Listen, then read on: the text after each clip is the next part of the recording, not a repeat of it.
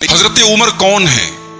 حضرت عمر وہ انسان ہیں کہ صحابہ کرام اس بات کا اظہار کرتے تھے کہ اسلام لانے کے بعد صحیح معنی میں عزت اور سربلندی ہمیں تب ملی جب عمر اسلام لائے۔ عمر رضی اللہ عنہ کے اسلام لانے کے پہلے جو کام چھپ کر کے ہوتا تھا اب کھل کر کے ہو رہا ہے۔ اس سے اندازہ لگائے کہ اس انسان کا پاور کتنا تھا، سماج میں ان کا اسٹیٹس کتنا تھا، ان کا مقام کیا تھا۔ حضرت عبداللہ ابن مسعود رضی اللہ تعالیٰ عنہ کہتے ہیں کان اسلام عمر عزن، حضرت عمر کے اسلام لانے سے ہمیں عزت ملی، وہجرتہ نصرن، اور جب وہ مکہ سے مدینہ ہجرت کر کے پہنچے تو ہمیں مدد ملی، وکانت امارتہ رحمتن، اور ان کا جو دور حکومت رہا ہے 10 سال کا 10.5 سال کا، وہ دور مسلمانوں کے لیے بڑا رحمت والا دور ہے، بڑا بہترین دور ہے۔ حضرت عمر فاروق رضی اللہ تعالیٰ عنہ یہ قبیلہ قریش کا بہت مشہور ایک خاندان تھا، بنی عدی، اس خاندان سے تعلق رکھتے تھے۔ ان کا نام عمر تھا، ان کے والد کا نام خطاب تھا، ان کے دادا کا نام نفیل تھا۔ عمر بن خطاب بن نفیل بن عبد العزا القرشی العدوی، قریش کے خاندان بنو عدی سے ان کا تعلق تھا۔ رسول اکرم صلی اللہ علیہ وسلم سے تقریباً 13 سال چھوٹے تھے۔ جس سال ابرہہ نے ہاتھیوں کی فوج لا کر کے مکہ کے اوپر حملہ کیا تھا، اسی سال اللہ کے رسول پیدا ہوئے تھے۔ اس واقعے کے تقریباً 13 سال کے بعد حضرت عمر پیدا ہوئے۔ حضرت عمر رضی اللہ تعالیٰ عنہ مکہ کے ان سلیکٹڈ لوگوں میں سے تھے جنہیں پڑھنا لکھنا آتا تھا، پڑھنا بھی آتا تھا، لکھنا بھی آتا تھا، اور پہلوان تھے۔ مکے میں ایک بہت بڑا بازار تھا اوقاز، وہاں کشتی ہوتی تھی۔ حضرت عمر فاروق رضی اللہ تعالیٰ عنہ اس کشتی میں حصہ لیا کرتے تھے۔ رسول اکرم صلی اللہ تعالیٰ علیہ وسلم نے جب نبوت کا اعلان فرمایا تو حضرت عمر رضی اللہ عنہ شروع میں بہت مخالف تھے اللہ کے رسول کے، اسلام نہیں لائے تھے، بلکہ ان کے خاندان کے جو لوگ اسلام لاتے تھے ان کو یہ منع کرتے تھے، ان کو روکتے تھے، ان پر پریشر ڈالتے تھے، بعض لوگوں کو کمزور پاتے تھے تو ٹارچر بھی کرتے تھے۔ رسول اکرم کی بڑی خواہش تھی کہ عمر فاروق رضی اللہ تعالیٰ عنہ ایمان لے آئیں۔ اللہ کے نبی دعا کیا کرتے تھے، حدیث کے الفاظ ہیں، ترمذی کی کتاب المناقب کی روایت ہے 3681 نمبر کی۔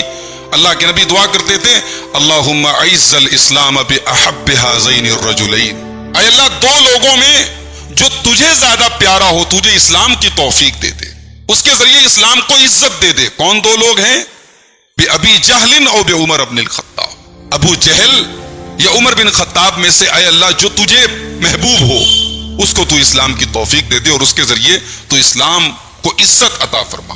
حدیث کے الفاظ ہیں وَكَانَ أَحَبَّهُمَا إِلَيْهِ، اللہ تبارک و تعالیٰ کو عمر کی ہدایت منظور تھی، ابو جہل کی ہدایت منظور نہیں۔ ابو جہل کو اسلام کی توفیق نہیں ملی، لیکن حضرت عمر رضی اللہ تعالیٰ نے ایمان لائے۔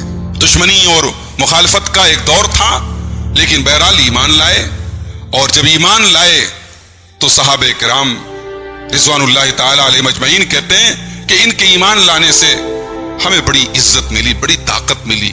مکے میں کمزور تھے ہم، چھپ چھپ کر کے نمازیں پڑھتے تھے، چھپ چھپ کر کے اللہ کا نام لیتے تھے، اسلام کی دعوت پیش کرنے میں نبی اکرم صلی اللہ علیہ وسلم اور صحابہ کرام ہچکچاتے تھے۔ عمر رضی اللہ عنہ جب ہمارے درمیان آئے وہ ہچکچاہٹ دور ہو گئی، اب ہم علی اعلان اسلام کی دعوت اور تبلیغ کرنے لگے۔ حضرت عمر فاروق رضی اللہ تعالیٰ عنہ ان 10 صحابہ کرام میں سے ہیں جن کا نام لے کر کے اللہ کے نبی نے جنت کی بشارت سنائی ہے۔ حضرت ابو بکر، عمر، عثمان، علی، طلحہ، زبیر، سعد ابن ابی وقاص، سعید ابن زید، ابو عبیدہ ابن الجراح اور عبد الرحمن ابن عوف، یہ 10 صحابہ ہیں جن کا نام لے کر کے اللہ کے نبی نے جنت دکھا ہے، اس میں سے حضرت عمر ہے۔ حضرت عمر اللہ کے رسول صلی اللہ علیہ وسلم کے سسر بھی ہیں۔ حضرت عمر کی صاحبزادی حضرت حفصہ اللہ کے رسول کے نکاح میں آئیں، اور اسی لیے حضرت عمر اپنی کنیت جو استعمال کرتے تھے، جس کنیت سے ان کو جانا جاتا تھا ابو حفص ان کو کہا جاتا تھا، اس کنیت کو وہ اپنے لیے پسند کرتے تھے۔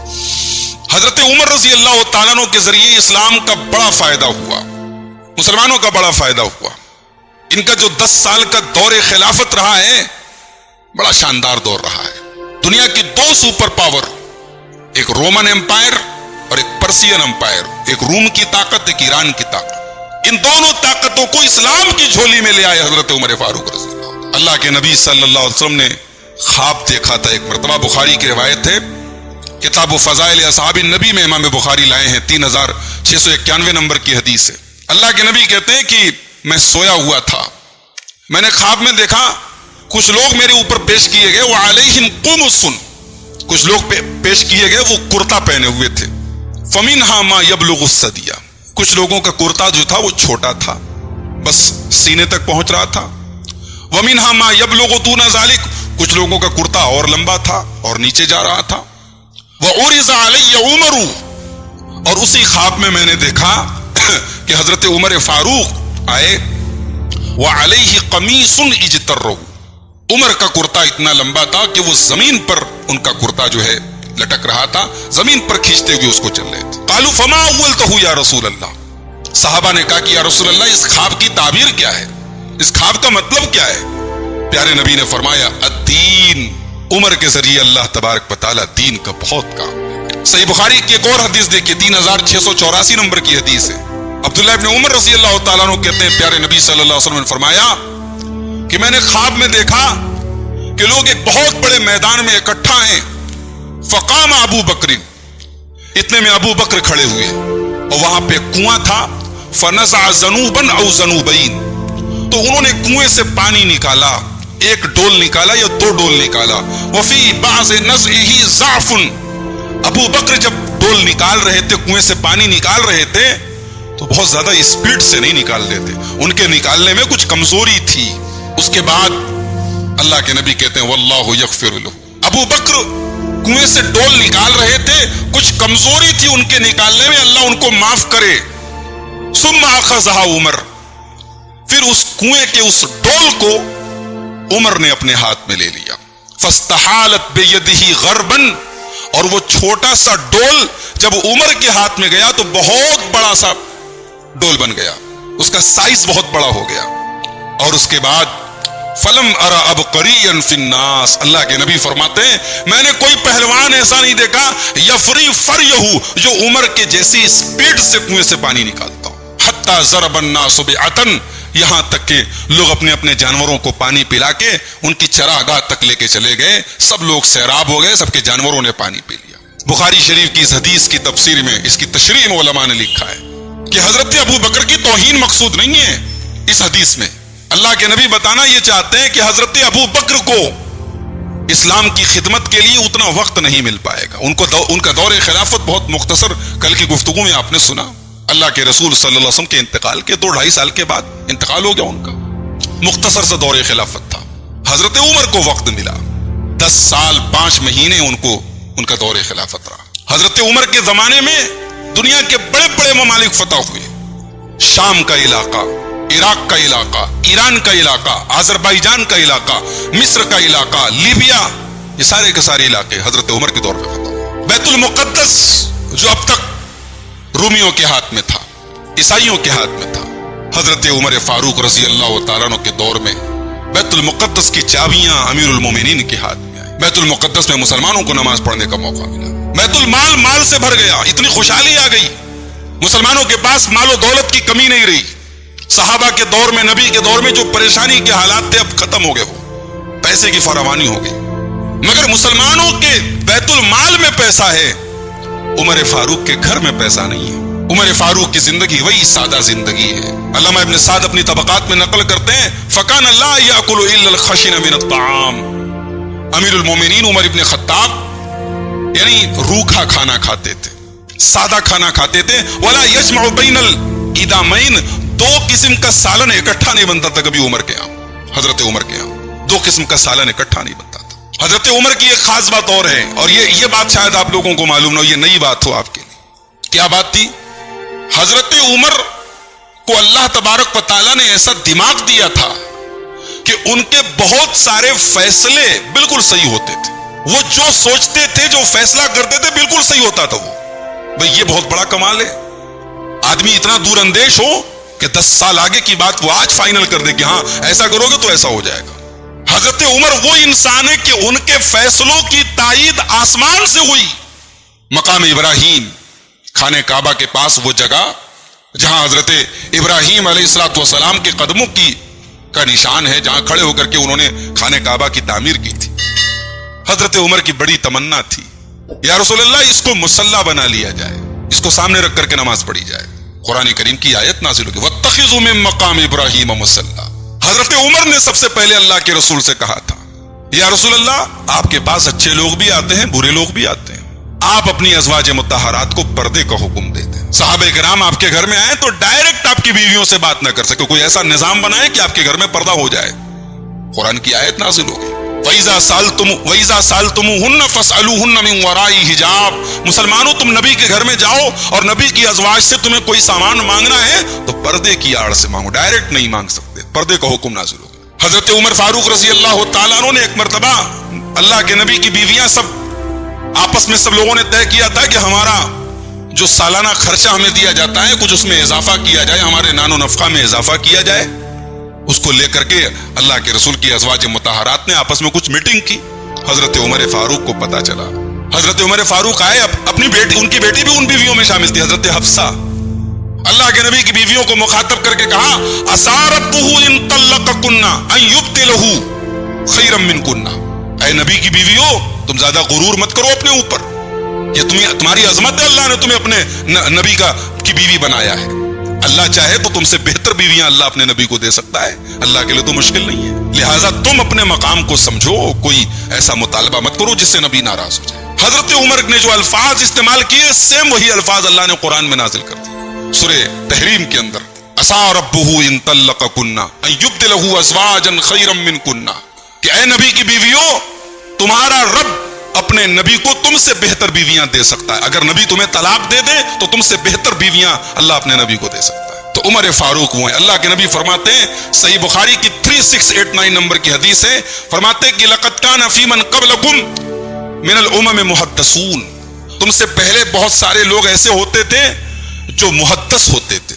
بھئی ایک ہوتا ہے محدث، حدیث بیان کرنے والا، اور ایک ہوتا ہے محدث جس کے دل میں اللہ تعالیٰ صحیح بات ڈال دے، صحیح بات کا الہام کر دے۔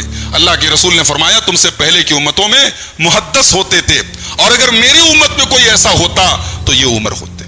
حضرت عمر رضی اللہ تعالیٰ عنہ اپنے دور خلافت میں راتوں کو گشت لگاتے تھے۔ حکمراں وہ ہوتا ہے جسے عوام کی فکر ہو، حکمراں وہ ہوتا ہے جو اپنے سسٹم اور نظام کو جانچتا رہتا ہو کہ بھئی میں حکومت کر رہا ہوں، میری عوام مجھ سے مطمئن بھی ہے کہ نہیں ہے، میں عوام کی ضرورتیں پوری کر بھی رہا ہوں کہ نہیں کر پا رہا ہوں۔ یہ پہلا حکمراں ہے پوری تاریخ کا جس نے یہ نظام قائم کیا، سیلف ایویلویشن، خود احتسابی۔ حضرت عمر رات کو گشت کرتے تھے۔ دیکھیں میں عام آدمی کے سادے لباس میں نکلتا ہوں، میں دیکھوں پبلک کی رائے کیا ہے امیر المومنین کے بارے میں۔ ایک دن رات میں نکلے، ایک عورت کے پاس سے گزر ہوا، عورت کے چھوٹے چھوٹے بچے ہیں، بچے رو رہے ہیں، چولہا پر ہانڈی رکھی ہوئی ہے، کچھ پک رہا ہے۔ حضرت عمر نے عورت سے کہا کیا بات ہے، بچے رو رہے ہیں، جو پکا رہی ہو پھٹ سے نکال کے کھلا دو۔ عورت کی آنکھوں میں آنسو آ گئے، کہنے لگی اللہ بیننا و بین عمر، میں بیوہ عورت ہوں، میرے پاس آمدنی کا کوئی ذریعہ نہیں، چھوٹے چھوٹے بچے ہیں میرے اور عمر کے درمیان اللہ فیصلہ کرے گا۔ میرے بچے بھوکے ہیں، انہیں تو بہلانے کے لیے میں نے ایسے ہی کنکر پتھر ڈال دیے چولہے کے اندر، ہانڈی کے اندر، کچھ پک تھوڑی رہا ہے، بچے بھوکے ہیں۔ حضرت عمر کانپ گئے، گھر آئے اور اناج کی بوری اور جو ضروری سامان ہوتے ہیں پکانے کے ان کو اکٹھا کیا، بوری کو اپنے کندھے پہ لادا۔ حضرت عمر کے غلام اسلم نے کہا کہ امیر المومنین یہ خدمت آپ مجھے دے دیں، یہ آپ کا کام نہیں ہے۔ حضرت عمر نے کہا انت تحمل وزری یوم القیامہ، اسلم قیامت کے دن میرا بوجھ اٹھاؤ گے؟ جب قیامت کے دن نہیں اٹھا سکتے تو آج مجھے یہ بوجھ اٹھانے دو۔ اور گئے، اور جب تک وہ سارے بچے کھا کے سو نہیں گئے امیر المومنین عمر ابن خطاب وہاں سے واپس نہیں آئے۔ ایک مرتبہ اور رات میں گشت لگا رہے تھے، ایک آدمی بیچارہ بدو ہے، دیہاتی ہے، اپنے خیمے کے باہر گھبرایا بیٹھا ہے۔ حضرت عمر نے کہا کیا بات ہے؟ کہا کہ رات کا وقت ہے، غریب آدمی ہوں، بیوی کی ولادت کا مسئلہ ہے، میرے پاس کوئی انتظام نہیں ہے۔ حضرت عمر جلدی سے اپنے گھر آئے اور اپنی اہلیہ ام کلثوم بنت علی بن ابی طالب، حضرت علی کی صاحبزادی، حضرت حسین کی بہن، حضرت ام کلثوم بنت علی جو حضرت عمر کی بیوی ہیں، ان سے کہا حل لک فی اجر قد ساقہ اللہ الیک، محترمہ میری اہلیہ یہ بتا کہ اللہ تعالیٰ نے اگر اجر و ثواب کا انتظام چل کر کے تیرے گھر آیا ہو تو اسے لے گی کہ نہیں لے گی؟ کہا بالکل، بتائیے کیا معاملہ ہے۔ حضرت عمر نے پوری بات بتائی، اپنی پیٹھ پر آٹا اور घी वगैरह ये सब लादा। उम्मे कुलसूम ने पैदाइश के टाइम जो जरूरी चीजें होती हैं वो ली, और ये दोनों लोग उस बद्दू के घर पहुंचे। उम्मे कुलसूम अंदर चली गई, पूरी डिलीवरी कराई, और अंदर से आवाज दी, अमीरुल मोमिनीन अपने दोस्त को बता दे लड़का हुआ है। अब बद्दू बड़ा घबराया, मैं इसको एक आम आदमी समझ रहा है, तो अमीरुल मोमिनीन निकले और लगा माजरत करने हजरत उमर फारूक से। हजरत उमर फारूक ने कहा नहीं कोई बात नहीं, ये मेरा काम था, ये मेरी ड्यूटी थी। हजरत उमर रजी अल्लाह ताला उन्होंने उसे जो भी जरूरत का खर्चा वगैरह था वो दिया, और उसके बाद वहां से वापस आए। ये हजरत उमर फारूक है। मेरे भाइयों, प्रोपेगंडा, आज अफसोस की बात है, मुहर्रम का महीना करीब आ रहा है। मैं पहले दिन की गुफ्तगू में मैंने कहा था भाई हम अहले बैत के चाहने वाले हैं, लेकिन अहले बैत से मोहब्बत और अकीदत का ये मतलब नहीं कि हम सहाबा पर तीर चलाएं। आज कहानियां गढ़ी जाती हैं, ये भी हजरत उमर वो हैं जिन्होंने हजरत फातिमा के घर के दरवाजे को आग लगा दी, और घर के का दरवाजा हजरत फातिमा के पेट पे गिरा और उनके पेट का बच्चा नौजुबिल्लाह खत्म हो गया। ये भी कहा जाता है कि हजरत फातिमा उसी हमले से वफात पा गई। भाई अगर ये वाकया सच्चा है और वाकई में हजरत उमर ने हजरत फातिमा नौजुबिल्लाह हजरत फातिमा के घर के दरवाजे को आग लगाई और उनके पेट का बच्चा नौजुबिल्लाह शहीद हो गया, तो फिर हमें और आपको यह भी मान लेना चाहिए कि हजरत अली की गैरत और खुददारी कहां चली गई। जिसकी बीवी को कोई कत्ल कर दे वो उसको अपनी बेटी दे दे निकाह में। भाई या तो इस वाकये के पहले उन्होंने बेटी दी थी या बाद में दी थी। अगर पहले दी थी तो अपनी बीवी के कातिल के घर में अपनी बेटी को रखा, क्यों तलाक क्यों नहीं दिलवा दी?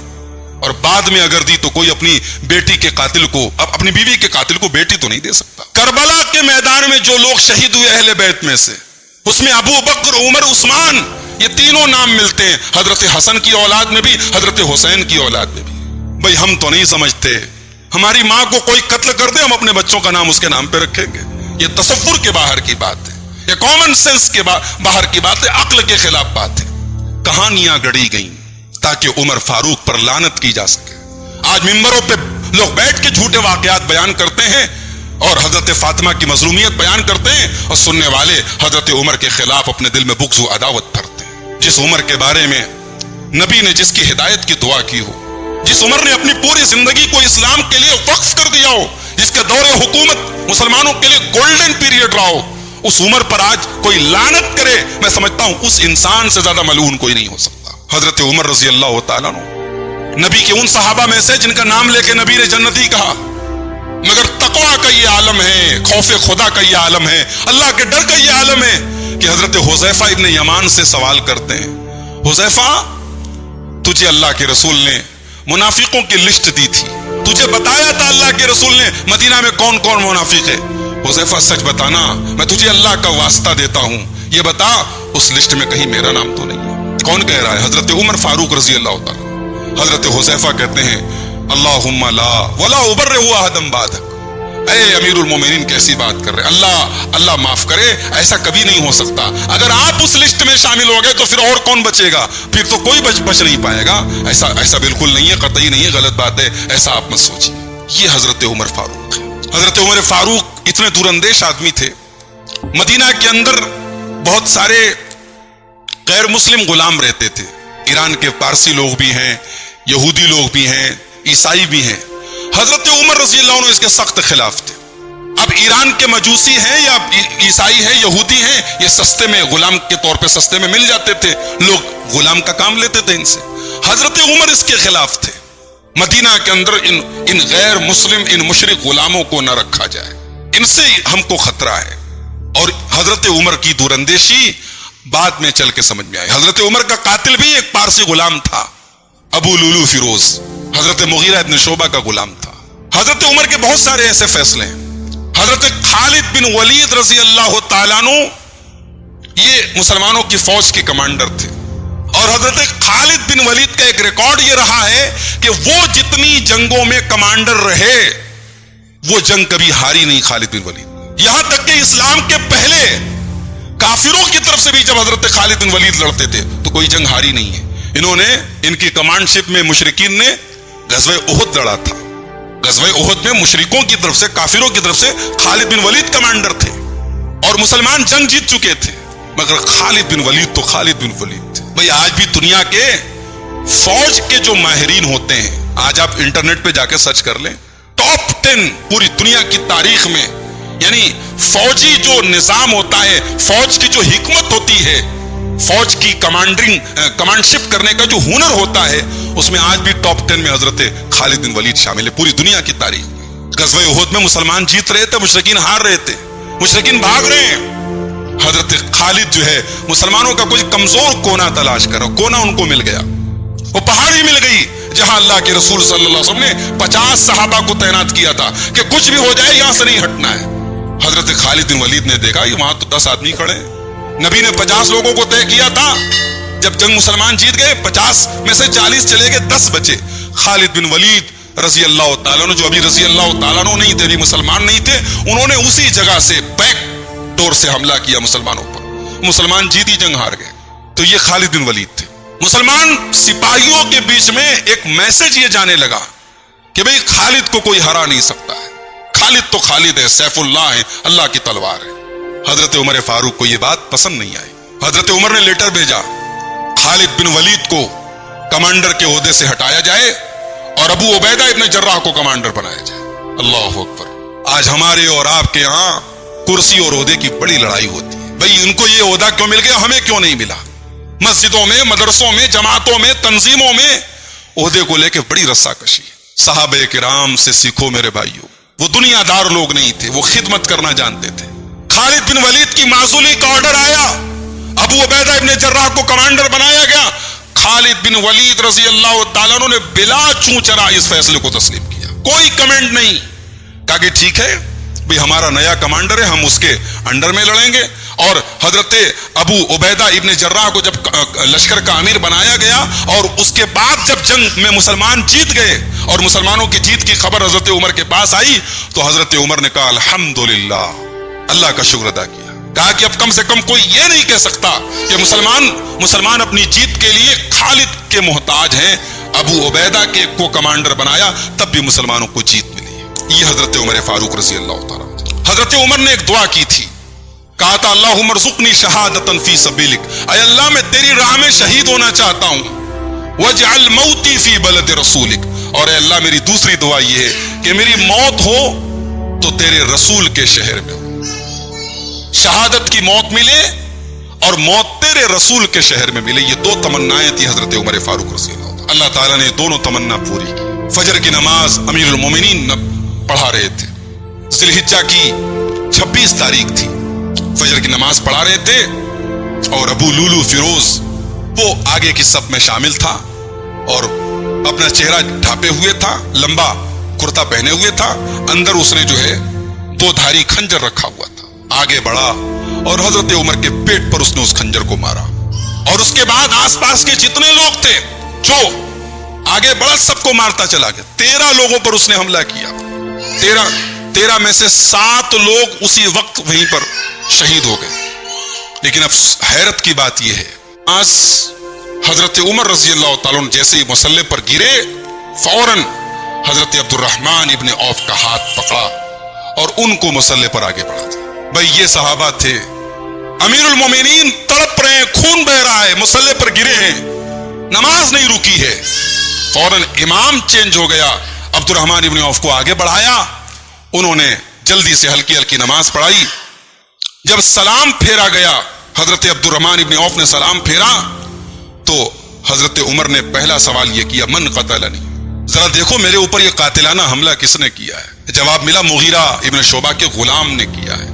हजरत उमर ने कहा अल्हम्दुलिल्लाहिल्लज़ी लम यजअल मैतती बियद रजुलिन यद्दईल इस्लाम, अय अल्लाह तेरा शुक्र है तूने मेरी मौत ऐसे आदमी के हाथ से नहीं करवाई, मेरी मौत ऐसे शख्स के जरिए नहीं हो रही है जो इस्लाम का दावा करता है। मुसलमान ने मेरे ऊपर हमला नहीं किया, मुझे मारने वाला, मुझे कत्ल करने वाला एक मुशरिक है। उसके बाद हजरत उमर को घर लेके जाया गया। इतना यानी खतरनाक हमला हुआ था, इतना कारी हमला हुआ था कि अतड़ियां वगैरह सब कट गई थी। हकीम आए, दवाएं पिलाई जा रही हैं, दवा सब बाहर जा रही है, अंदर कोई दवा टिक नहीं रही। हजरत उमर को यकीन हो गया कि अब मेरी मौत का टाइम करीब आ गया। चेहरे पर बड़ी घबराहट थी। एक नौजवान आया, उसने हजरत उमर के चेहरे पर घबराहट देखी, उसने कहा अबशिर या अमीरुल मोमिनीन बिबुश्रिल्लाहि लक, अय अमीरुल मोमिनीन आप घबराए क्यों हैं, आप खुश हो जाइए, اللہ تعالیٰ نے آپ کو بڑا نوازا ہے. من صحبت رسول اللہ صلی اللہ علیہ وسلم, آپ اللہ کے رسول کے صحابی ہیں. وقدم فی الاسلام, اور شروع میں اسلام لائے ہیں. ثم ولیتا, پھر آپ کو جب خلیفہ بنایا گیا. فعدلتا, آپ نے بڑے عدل و انصاف کے ساتھ لوگوں میں کام کیا ہے. اور اس کے بعد اب اللہ آپ کو شہادت کی موت دے رہا, اب آپ کو کیا چاہیے؟ حضرت عمر نے کہا وددت ان ذلک کفاف لا علی ولا لی, میری تمنا تو یہ ہے کل قیامت کے دن جب میری نیکیاں اور میری گناہوں کو تولا جائے تو اگر میں برابر پر بھی چھوٹ جاؤں, میرے گناہ اور میری نیکیاں برابر ہوں, تب بھی مجھے منظور ہے. اللہ کی بارگاہ میں برابر پہ چھوٹ جاؤں مجھے منظور ہے. اس کے بعد وہ نوجوان جانے لگا. حضرت عمر کی نظر اس کے پائجامے پر پڑی, اس کی لنگی پر پڑی. حضرت عمر نے دیکھا کہ اس کا کپڑا جو ہے وہ ٹخنے کے نیچے جا رہا ہے. شہادت کا وقت ہے, موت کا وقت ہے, آخری وقت ہے. ہمارے یہاں کپڑا اگر ٹخنے کے نیچے, بھئی کوئی بہت بڑا میٹر نہیں ہے. کہنے والے یہاں تک کہتے ہیں بھئی اب ان سب چیزوں سے تھوڑا اوپر اٹھ جاؤ. لیکن صحابہ کا مزاج کیا تھا رسول اکرم کی سنتوں کے بارے میں اس حدیث سے آپ اندازہ لگائیں. حضرت عمر نے دیکھا نوجوان کا کپڑا ٹخنے کے نیچے لٹک رہا ہے, بلایا اس کو, کہا کہ یبن اخی ارفع ثوبک, اے میرے بھتیجے اپنے کپڑے کو تھوڑا اوپر کر لے. فإنه انقى لثوبک واتقى لربک, اسی میں تیرے کپڑے کی صفائی ہے اور تیرے رب کا ڈر اور تیرے رب کا تقوی بھی یہی ہے کہ تو اپنے کپڑے کو ٹخنے کے اوپر. علماء کہتے ہیں کہ امر بالمعروف اور نہی عن المنکر کا جو فریضہ ہے شریعت میں, وہ حضرت عمر نے اس کا مطلب بتایا کہ اتنے نازک موقع پر بھی غلط کام کو حضرت عمر نے برداشت نہیں کیا. اس کے بعد اپنے بیٹے عبداللہ ابن عمر کو بلایا, کہا بیٹا میں تو دنیا سے جا رہا ہوں, ذرا دیکھ لو میرے اوپر کتنے قرضے ہیں. جو قرضہ ہوگا عمر کے وراثت سے, عمر کے ترکے میں سے پہلے اس کے قرضوں کو ادا کر دینا. اس کے بعد اپنے بیٹے عبداللہ ابن عمر سے کہا بیٹے جا اور اپنی ماں اور ہم سب کی ماں اما عائشہ سے جا کے پوچھو کہ عمر ابن خطاب کی تمنا ہے کہ اپنے دونوں ساتھیوں کے وہ پہلو میں ان کے بغل میں دفن ہونا چاہتا ہے.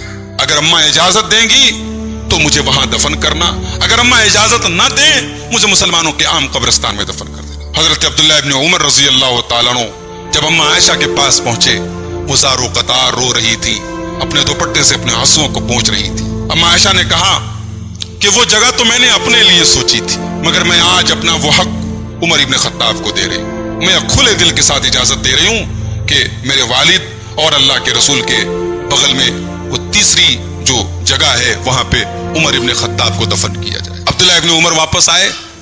حضرت عمر نے دیکھتے ہی کیا جواب دیا اماں عائشہ نے؟ کہا ابا جان مبارک ہو, اماں عائشہ نے پازیٹو جواب دیا ہے, آپ کو اجازت دے دی ہے. حضرت عمر نے کہا سنو, میرے انتقال کے بعد, میرے دم کے ٹوٹنے کے بعد, میری سانس کے ٹوٹنے کے بعد جب میرا جنازہ لے کے جانے لگو تو پھر ایک مرتبہ اماں عائشہ سے اجازت مانگو, اجازت دیں تبھی مجھے اللہ کے رسول کے بازو میں دفن کرنا, ورنہ مجھے مسلمانوں کے عام قبرستان میں دفن کرنا. اس کے بعد کہا گیا امیر المومنین اپنے بعد کسی کو جانشین بنا دیں, آپ کے بعد کون امت کا خلیفہ بنے گا؟ حضرت عمر نے کیا پیارا جواب دیا ہے. حضرت ابو بکر نے انتقال کے پہلے اپنا جانشین حضرت عمر کو بنایا. حضرت عمر رضی اللہ تعالیٰ عنہ نے اپنا جانشین کس کو بنایا؟ کہا کہ ما اجد احدا احق بهذا الامر من هؤلاء النفر الذين توفي رسول الله صلی اللہ علیہ وسلم وهو عنهم راض. کہا کہ میں 6 لوگوں کو جانتا ہوں, رسول جب دنیا سے گئے تو ان سے راضی تھے. وہ 6 لوگ کون کون تھے؟ حضرت سب سے پہلا نام فسمى علی, علی کا نام لیا. لوگ عداوت اور دشمنی کے کہانیاں سناتے کہ بھئی علی میں اور عمر میں بڑی عداوت تھی, عمر اور فاطمہ میں بڑی عداوت تھی. عداوت ہوتی تو عمر فاروق رضی اللہ تعالیٰ عنہ اپنی شہادت کے پہلے امت کے جانشین بنانے کے لیے 6 لوگوں کی کمیٹی بنا کے جا رہے ہیں, اور اس میں پہلا نام, یہ بخاری کی روایت ہے, 3700 نمبر کی روایت ہے, پہلا نام لے رہے ہیں حضرت علی کا. فسمى علی, اللہ کے نبی جب دنیا سے گئے تو 6 لوگوں سے راضی تھے جو اس وقت زندہ ہیں. اس میں پہلا نام لیا علی کا, وہ عثمان کا, وہ زبیر کا, وہ طلحہ کا, وہ سعد حضرت سعد کا, وہ عبد الرحمن ابن عوف کا. اپنے بہنوئی سعید ابن زید کا نام نہیں لیا. سعید بن زید بھی تھے ان صحابہ میں جن 10 صحابہ کو اللہ کے رسول نے جنتی کہا تھا, مگر چونکہ بہنوئی تھے حضرت عمر نے کہا نہیں, اب میرے خاندان میں, میری رشتہ داری میں اب خلافت اور حکومت نہیں رہے گی, میرے بہنوئی کو بھی اس لسٹ سے نکال دو. 6 لوگوں کا نام تجویز کیا. 26 ذی الحجہ سن 24 ہجری کو حضرت عمر فاروق کے اوپر حملہ ہوا اور 4 دن کے بعد 1 محرم الحرام کو آپ کا انتقال ہوا اور اسی دن آپ کو دفن کیا گیا، اور مدت خلافت جو رہی آپ کی وہ 10 سال 5 مہینہ 21 دن کی رہی۔ حضرت عمر کے دور میں شورا کا نظام بڑا زبردست تھا، مسلمانوں کے درمیان ایک سسٹم تھا کہ جو سمجھدار قسم کے ٹاپ یعنی ایلیٹ کلاس ہے مسلمانوں میں، جو پڑھے لکھے سمجھدار لوگ ہیں، حضرت عمر نے ان کی ایک مجلس بنائی تھی، ان کی ایک کمیٹی بنائی تھی اور بڑے بڑے فیصلوں میں ان سے مشورہ لیتے تھے۔ اور آپ کو ایک حیرت کی بات بتاؤں کہ حضرت عمر کی مجلس شورا میں عبداللہ ابن عباس بھی تھے، جو کہ بہت کم عمر تھے، 14-15 سال ان کی عمر تھی۔ تو اعتراض بھی کیا گیا، لوگوں نے اعتراض بھی کیا کہ آپ نے ان بڑے بوڑھوں کے بیچ میں اس نوجوان کو کیوں رکھا ہے؟ کہا کہ اس کے علم کی وجہ سے رکھا ہے۔ اور پھر لوگوں کے درمیان امتحان لینے کے لیے ایک مرتبہ حضرت عمر نے عبداللہ ابن عباس سے پوچھا، بیٹا یہ بتاؤ اذا جاء نصر اللہ والفتح اس سورت کا کیا مطلب ہے؟ کہا امیر المومنین یہ جو سورت ہے یہ رسول کی وفات کی خبر بتاتی ہے، حالانکہ سورت کے ترجمہ میں کہیں نہیں لکھا ہوا ہے بھائی اذا جاء نصر اللہ والفتح، جب اللہ کی مدد آ جائے، اللہ کی فتح آ جائے، فسبح بحمد ربک واستغفرہ انہ کان توابا، تو اے نبی آپ اپنے رب کی حمد و ثنا بیان کیجیے اور اپنے رب سے استغفار کیجیے۔ حضرت عبداللہ ابن عباس نے کہا یہ نبی کی وفات کی خبر ہے، یہ سورت نازل ہو گئی، اس کے چند دنوں کے بعد اللہ کے نبی کا انتقال ہو گیا۔ عبداللہ ابن عباس نے جب یہ جواب دیا، حضرت عمر نے کہا بیٹا جو تم نے جواب دیا یہی جواب میں جانتا ہوں، بالکل صحیح جواب دے رہا ہوں۔ اور پھر صحابہ سے کہا دیکھو ان کو میں نے اگر اس کمیٹی میں رکھا ہے تو اس کی وجہ یہ ان کا علم ہے، ان کی نالج ہے، یہ نبی سے قریب رہے ہیں اور نبی نے ان کے لیے خاص دعا کی ہے، ان کی یعنی جو معلومات ہے وہ بہت زبردست ہے۔ موقع پڑا تو حضرت عمر نے عورتوں سے بھی مشورہ لیا ہے۔ حضرت عمر ایک مرتبہ گشت کر رہے تھے، رات میں ایک عورت کی آواز سنائی تھی، ایک عورت رو رہی تھی اور کہہ رہی تھی تطاول هذا الليل واسود جانبه وارقني الله حبيب ولائبه، یہ رات لمبی ہو رہی ہے اور رات کی تاریکی پھیلتی چلی جا رہی ہے اور میرے لیے تکلیف کی بات یہ ہے کہ میرا محبوب میرے پاس نہیں ہے۔ یعنی وہ عورت جو ہے شوہر سے دور تھی، شوہر اس کا اسلامی فوج میں بھرتی تھا اور غزوے پر گیا تھا، شوہر سے دور تھی اور اپنے دکھ کا اظہار وہ شاعری کے ذریعے کر رہی تھی۔ حضرت عمر فاروق گھر آئے اور اپنی بیٹی حفصہ کو بلایا، ام المومنین حضرت حفصہ جو حضرت عمر کی صاحبزادی بھی تھی ان کو بلایا اور کہا بیٹا یہ بتاؤ کہ شوہر کے بغیر جو ہے وہ بیوی کتنے دن زیادہ رہ سکتی ہے تمہارے حساب سے؟ تو انہوں نے کہا کہ 6 او 7 اشہر، 6 یا 7 مہینے میکسیمم ہے، اس سے لمبے پیریڈ کے لیے شوہر کا بیوی سے دور رہنا ٹھیک نہیں ہے۔ حضرت عمر رضی اللہ تعالیٰ عنہ نے اسی وقت فیصلہ کیا، کہا کہ لا احبس الجیش اکثر من ھذا، آج سے میں یہ فیصلہ لیتا ہوں کہ اپنے فوجیوں کو اس سے زیادہ لمبے پیریڈ تک میں گھر سے دور نہیں رکھوں گا۔ وہ یعنی روٹیشن کا نظام چلے گا، یہ چلا گیا تو گھر چلا جائے پھر اس کی جگہ دوسرا چلا جائے، لیکن 6 مہینے سے زیادہ کوئی اپنے پریوار سے دور نہ رہے۔ یہ حضرت عمر کا نظام شورا تھا۔ ایک مرتبہ قحط سالی کا دور آیا حضرت عمر کے دور میں، لوگوں کے پاس اناج کی کمی ہو گئی، کھانے پینے کی چیزوں کی کمی ہو گئی۔ حضرت عمر فاروق رضی اللہ تعالیٰ عنہ گھی استعمال کرتے تھے گھر میں کھانے میں، انہوں نے گھی کا استعمال بند کر دیا۔